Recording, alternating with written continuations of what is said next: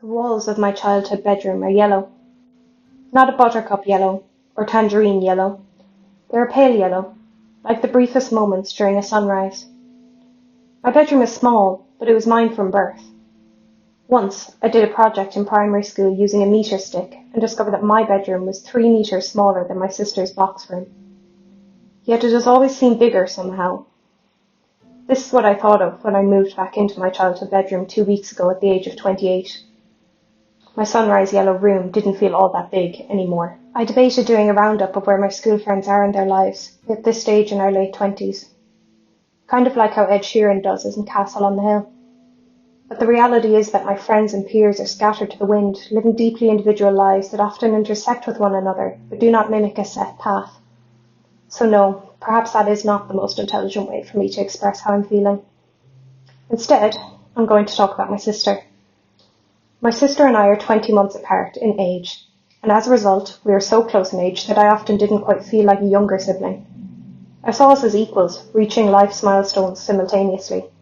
Yes, I was always younger, so I often had to latch onto her coattails to keep up, but I tried my hardest. We're close, my sister and I. We don't have any other siblings, and we're alike in enough ways to bond. If we haven't spent much time together, we will always find common ground by watching the Lizzie McGuire movie and singing along to What Dreams Are Made Of. We do not have a competitive relationship, or at least my sister does not have a competitive nature. Unfortunately, I have always measured my success in conjunction with hers and others, and just because I'm now old enough to know better doesn't mean I often actually do better.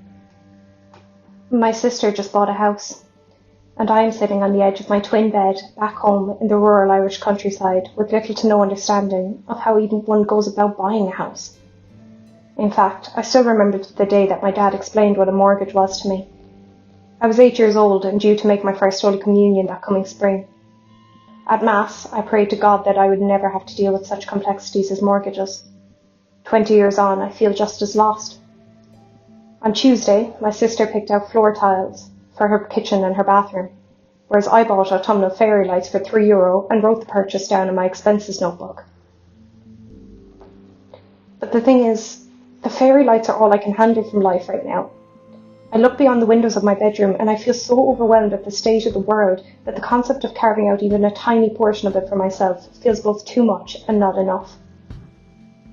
So I've taken to lighting candles and making sure underneath my bed is clean and dust-free and keeping on top of my laundry. That is all I'm asking of myself because if I'm honest, that profound sense of being overwhelmed is what forced me to move home in the first place. Life in a big city with a fast-paced career was pleasurable for over a year. I did love it, mostly. There were always misgivings, like the crowds, the constant sounds of sirens, the lack of green spaces, and the outrageous cost of living and so on. But there was fun too, in my busy go-getter life. I loved making so many new friends and living around so many other people. I watched my housemates' lives expand and grow as they broke up and made up with lovers, completed university degrees and received life-changing diagnoses. I fell in love with nipping to the shop and treating myself to an iced coffee during my lunch hour on days I'd spent working from home. I relished not having to get into the car to go anywhere and having access to so many things at my fingertips. Theatres, cinemas, live music, vintage clothing shops and any fitness class I wanted. In the end, it was my health that forced my hand. If it was not for a serious health condition erupting out of nowhere and decimating my energy levels and capacity to be independent, I would probably still be living in that city. I didn't decide to give up such freedoms with ease, even when the decision was my only option and choice was all but an illusion. For weeks I argued with my parents on FaceTime as I cried through chronic pain and crippling fatigue. I told them I would fight, that I was young and that I deserved my youth. It's only been a month since the final tearful argument on FaceTime, but that is the bit that still catches in my throat and stings. If right was right and the world was perfect, I do deserve differently. We all do. But instead, I am writing this from my childhood bedroom. My parents are asleep next door, and my sister is sleeping on the other side of the wall, probably dreaming about her bottom drawer and the price of washing machines. I have yet to decide if I am a jealous person or an envious person. I also cannot determine whether the minute difference between the two matters, because at the end of the day, all I know for sure is that I'm sad. So sad that my heart aches sometimes, and I think I might suffocate from the weight of my own sadness. That sense of suffocation is why I will record this script and share it online.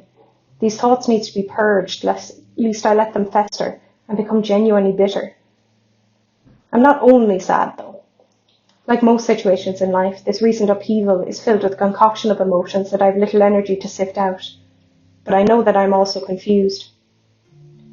Last week, I walked into the kitchen to find my sister crying. My sister is the kind of person who cries very easily, regardless of whether the tears are of happiness, devastation, or anger, so naturally I approached her with care. She was sitting at the kitchen table with her folder of notes on all things housing renovations. I didn't touch her, but sat down and asked what happened. I often make this mistake. I assume something has to have happened for someone to be in such a state. Nothing happened, really. She was just overwhelmed by all the decisions to be made. I asked what kind of decisions had to be made, and she sobbed harder, and I immediately regretted it. She told me it was the decision about where the fuse box was to go, a somewhat simple decision, that had tipped her over the edge. Later, after my sister's tears were dry and I was in my room, that word found me again, spinning around the cyclone of my mind, caught in an inescapable vacuum. Overwhelmed. It occurred to me that we, human beings, are often overwhelmed by what we perceive to be our reality. Everything from the choices we must make, the choices we aren't allowed to make, and the events that happen to us and through us that punctuate our lives painfully. But is there not a flip side to everything? Are we not overwhelmed by the beauty of life too? People cry at the sight of newborn babies. My mother saw a crabapple tree outside of Tesco today and stopped and stared at it in silence.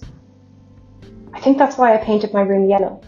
Because of the beauty in sunrises and all of the moments where I've had to get up early for work and been grumpy and sad, only to have that grumpiness punctuated by a glimmering ray of beauty. So I've decided that I'm going to try. Last night, I looked around my bedroom and asked myself if I could notice all of the beautiful things in my room, and consequentially in my life. At first it was hard. I still felt trapped, caged by my ill health and personally victimised by the lack of those 3 meters that my sister has. Of course, there is only one thing I can say to myself when I get in such a petulant mood. It's time to get over it. Anyway, the notion of appreciating the beauty in life isn't exactly alien to me. I've kept a gratitude journal for the past 6 years, and after all, it turns out there is a lot of beauty in my room, and quite a bit of love too. I sit at a writing desk that my parents built for me. This desk, in its many beauties, is proof of my parents' love for my love of words. I have a small plastic panda figurine on my desk looking at me as I write this. He is somewhat at odds with the rest of the decor, but I love him because my younger cousin gave him to me on my 26th birthday with zero explanation. To my left, I have a canvas of Vincent van Gogh's Sunflowers painting, ordered for me by an ex-boyfriend from the Rijksmuseum in Amsterdam. All because sunflowers are my favourite flower and he wanted me to have them year-round. Next to the plants on my windowsill, I have a tiny plastic yellow watering can. Though I use it for my houseplants now, my mother bought my sister and I one each when we were little so we could enjoy the garden as much as she did. On my bedside table, I can see a large gold coin with the imprint of Henry VIII on it. My cousin had it minted for me when we visited the Tower of London together because he truly knew what it meant for me to see such historical places. Also on my bedside table, I have a little nightlight in the shape of the moon. My best friend bought it for me for Christmas 2020, because of my love for astronomy and because I often write late into the night. Now I associate its glow with comfort. On my wall there is a canvas. The background of the canvas is painted black, but a multicoloured zebra takes over the image. A girl with the same chronic illness as me painted this for me after I helped her with some school anxiety. She was only 15 then, but I think I made a difference in her life. Tucked in the back of one of my many tins of pens and pencils and fine liners, I can see the tip of a screwdriver. I've never used it, but it is part of a set my dad bought for me when I first moved away from home for university. He told me to use it for anything that couldn't wait for him to fix it. I rest my teacup on a coaster with the Greyjoy coat of arms from Game of Thrones. Another cousin saw that it was on sale in a charity shop and thought of me, and now I use it every day. The mug itself has my initials on it. My sister owns a matching one. Our aunt gave them to us for Christmas, but it was February when she remembered them. She ended up handing us our wrapped Christmas presents after the funeral of her husband, who'd suddenly died. We said that she could have waited, that the last thing she should concern herself with was us and gifts. But our aunt shook her head and told us that we were important too. My bed is dressed neatly, and I'm already looking forward to climbing into it. My sheets are brushed cotton. My bed only looks so pleasing and safe because my dad dressed it for me when the sheets came out of the tumble dryer. I told him he didn't have to help me, but he said he knew how hard I found to tuck in the tight corners on my joints. It was an unsaid, unspoken kind of loving act. I don't want to sound like the final scenes of Love Actually, but the truth is that all the terrible things in the world still exist, despite my mug and Van Gogh's sunflowers. But maybe we don't have to cancel out all the bad things with the good. Perhaps we're meant to take it all in and see it for what it is, utter chaos. My life is chaos. I do not know where my future is going. I have no plans and I feel directionless. But I do have a sanctuary. I have a refuge littered with countless reminders that I am loved. I'm loved regardless of my health, my ability to work, and what everyone else my age is doing. In my home, there's no in spite of when it comes to loving me. And honestly, if all I had was those 3 meters of space, but all that love, I think I'd be foolish not to recognise my fortune. My childhood bedroom is a pale yellow colour, kind of like a sunrise. But it is no longer my childhood bedroom and is once again simply my room.